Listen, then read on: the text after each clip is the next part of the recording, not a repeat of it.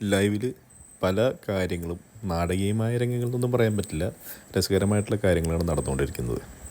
ഒരു ഒരു കാര്യമുണ്ട്, അനുമോൾക്ക് എങ്ങനെയെങ്കിലും അനീഷിനെ കൺവിൻസ് ചെയ്യിക്കണം.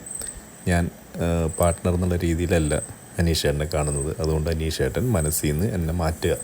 അത് അനീഷ് അനുമോളുടെ അടുത്ത് ശരി കുഴപ്പമൊന്നുമില്ല, അത് പറയാനായിട്ടാണെന്ന് തോന്നുന്നു അനുമോൾ പല രീതിയിൽ ആദിലയുടെ അടുത്തും നൂറടുത്തും പറഞ്ഞു. ഉറങ്ങാൻ പോയ നെവിനെ വിളിച്ച് സംസാരിക്കുന്നുണ്ട്.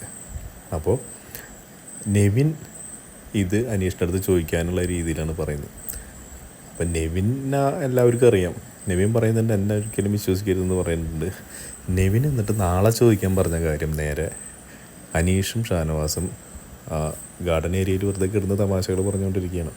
അവിടെ ചെന്ന് ആദ്യം തന്നെ നെവിൻ പറയുന്നുണ്ട് നാളെ ഒരു കാര്യം പറയും, ഇപ്പം നിങ്ങൾ എൻജോയ് ചെയ്തോ പറഞ്ഞിട്ട് പതുക്കെ അടുത്ത് ചെന്നിട്ട് അനുമോളെ ഒരു ബ്രദറായിട്ട് ഒരു കരച്ചിൽ അറിയാമല്ലോ, നെവിൻ്റെ ഒരു തമാശ രീതിയിലുള്ളൊരു കരച്ചിലും എന്നെ അങ്ങനെയൊന്നും കാണരുത് അനീഷേട്ട, അങ്ങനെ അനുമോളിങ്ങനെ പറഞ്ഞു എന്ന് പറഞ്ഞിട്ട് നെവിൻ പറയുന്നുണ്ട് നിങ്ങൾക്ക് എന്താണ് മനുഷ്യൻ, നിങ്ങൾക്ക് പുറത്തിറങ്ങി ഇഷ്ടംപോലെ ആൾക്കാരെ കിട്ടും, എന്തിനാണ് അനുമോളെ കല്യാണം കഴിക്കുന്നത്, നിങ്ങൾ വിട്ട് പിടിക്കും, ഞാനാണെങ്കിൽ ഇങ്ങനെ ഇങ്ങനെ പൊക്കോന്ന് കാണിക്കുമെന്ന് നെവിൻ പറയുന്നുണ്ട്. നെവിൻ എന്നിട്ട് അനീഷിനെ കുറെ ഉപദേശിക്കാൻ നോക്കുന്നുണ്ട്. പെണ്ണിന്ന് വരും നാളെ പോവും, പൈസ ഇന്ന് വരും നാളെ പോവും, ഉറക്കമാണ് നമുക്ക് വേണ്ടത്, പറഞ്ഞാൽ സമാധാനമാണ് നമുക്ക് വേണ്ടതെന്നുള്ള രീതിയിൽ പല കാര്യങ്ങളും എന്നെ അവിടെ നിന്ന് പറഞ്ഞു വിട്ടതാണിത് പറയാനായിട്ട്, അവർക്ക് താല്പര്യമില്ല, അനുമോൾക്ക് താല്പര്യമില്ല എന്നുള്ള രീതിയിൽ നെവിൻ പറയുന്നുണ്ട്. അപ്പം അനീഷ് പറയുന്നുണ്ട് നെവിൻ പോയിക്കോ, എൻ്റെ കാര്യം ഞാൻ എനിക്കറിയാം, നോക്കാനറിയാമെന്ന് പറയുന്നുണ്ട്. ഷാനവാസ് അവിടെ കയറ്റാനായിട്ട് തമാശയ്ക്ക് പറയുന്നുണ്ട് ഞങ്ങൾ അനുമോളുടെ വീട്ടിൽ പോകാനിരിക്കുകയാണ്, അത് പുറത്തിറങ്ങി കഴിഞ്ഞാൽ അനുമോളുടെ വീട്ടിൽ പോകാനിരിക്കുകയാണ് എന്നുള്ള രീതിയിൽ പറയുന്നുണ്ട്. അപ്പോൾ നെവിൻ ഇതേ കാര്യങ്ങൾ ആദിലയുടെ അടുത്തും നൂറിയുടെ അനുമോളുടെ അടുത്തും ചെന്ന് പറയുന്നു.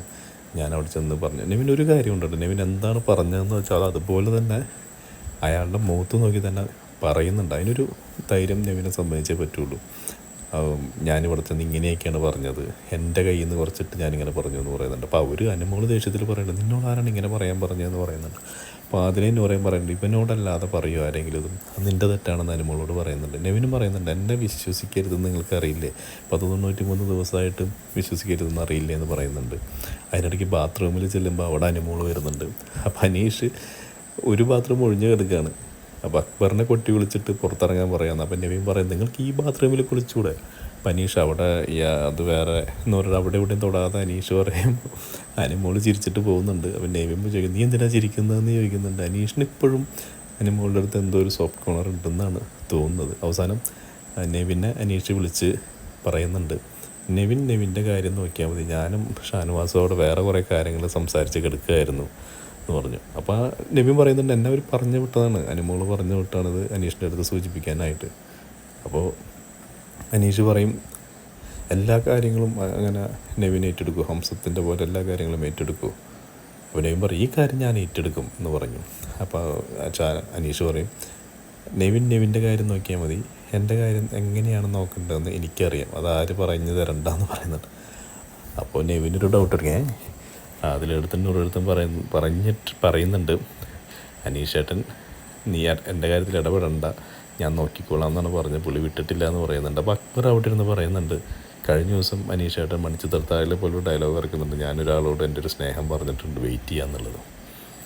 പക്ഷേ ആദില പറഞ്ഞൊരു കാര്യം കറക്റ്റായിട്ട് എനിക്ക് തോന്നി അനുമോളുടെ അടുത്ത്, നീ ഒരു കാര്യം നിനക്ക് താല്പര്യമില്ലെങ്കിൽ ഓപ്പണായിട്ട് തുറന്ന് പറയാം, അല്ലാണ്ട് അവിടെ ഇവിടെയും തൊടാതെ നിന്ന് കഴിഞ്ഞാൽ മറ്റൊരാളുടെ മനസ്സിൽ പ്രതീക്ഷ വളർത്തുന്നതിന് തുല്യമാണ്. അപ്പോൾ അത് ചെയ്യരുതെന്ന് പറയുന്നുണ്ട്. എന്തൊക്കെ പറഞ്ഞാലും അനുമോൾ നെവിൻ്റെ അടുത്ത് അനീഷിനോടെ അടുത്ത് എന്ന് പറയാൻ പറഞ്ഞത് നല്ല കാര്യമാണോ അല്ലയോ എന്നുള്ളത് ഇനിയുള്ള ദിവസങ്ങളിൽ അറിയാൻ പറ്റും. കാരണം നെവിൻ്റെ കയ്യിൽ നിന്നൊക്കെ എടുത്തിട്ട് തമാശ രൂപത്തിലാണ് കാര്യം അവതരിപ്പിച്ചു. നെവിൻ കറക്റ്റായിട്ട് കാര്യങ്ങൾ അവതരിപ്പിച്ചിട്ടുണ്ട്. നെവിൻ പറയുന്നുണ്ട് വേറെ ആൾക്കാരെ കിട്ടില്ല, എന്തിനാണ് ഞാൻ മോളെ കല്യാണം കഴിക്കുക എന്നൊക്കെ പറയുന്നുണ്ട്. പക്ഷേ അനീഷ് അത് അക്സെപ്റ്റ് ചെയ്തിട്ടില്ല. അനീഷിനെന്തോ അത്രയ്ക്കാണ്ട് മനസ്സിൽ കയറിപ്പോയോ അറിയില്ല. അനുമോളുടെ ബിഹേവിയറും പിന്നെ ബിഗ് ബോസ് ഹൗസിൻ്റെ അറ്റ്മോസ്ഫിയർ അങ്ങനെ ആയതുകൊണ്ടായിരിക്കണം ഇത്ര ഇമ്പാക്റ്റ് ഉണ്ടായെന്ന് എനിക്ക് തോന്നുന്നു. പുറത്തിറങ്ങി കുറച്ച് ദിവസം കഴിഞ്ഞാൽ ചിലപ്പോൾ അനീഷിന് അത് ചിലപ്പോൾ വിടാതിരിക്കാം. നമുക്ക് കാത്തിരുന്ന് കാണാം ഇനിയുള്ള രംഗങ്ങൾ എന്തൊക്കെയാവുമെന്ന്.